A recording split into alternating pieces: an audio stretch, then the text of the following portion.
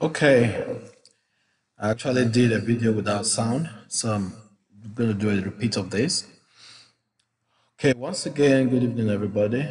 Um, I'm live on Periscope and YouTube. I'll probably do another one for Facebook very shortly.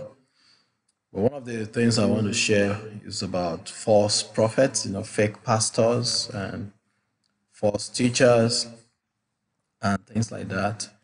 So one of the concern I have is that if you go on Google or in the social media, or normally in the minds of people, you hear a lot about false prophets, and it has got to a point where people are identifying specific names and calling them out to be false or fake pastors or false teachers or false prophets. And because the Bible tells us that we should beware and be careful that there will be false prophets and false teachers, it becomes something very important to look at. The yardstick. What are the things people use to determine who comes on their list of a fake pastor or a false teacher?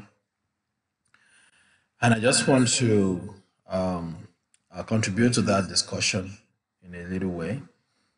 Now, there are some ideas about false pastors, things that people use to determine who is a false person or a fake pastor that I think is false in itself. So I want to talk about the false ideas about false pastors or false prophets and teachers. The first thing is to this mindset that thinks every successful pastor is a fake pastor. Being a pastor or being a minister of the gospel is not synonymous to being unsuccessful. It's not synonymous with being a failure. So the fact that somebody is successful is not a guarantee. It's not a yardstick to measure whether they are false or fake. Christ himself was a successful savior. And that's why when he hung on the cross, he said, "It is finished." That means he accomplished his purpose. He is satisfied with that which he had produced. So that satisfaction comes from God. It is not every successful pastor that is a fake person.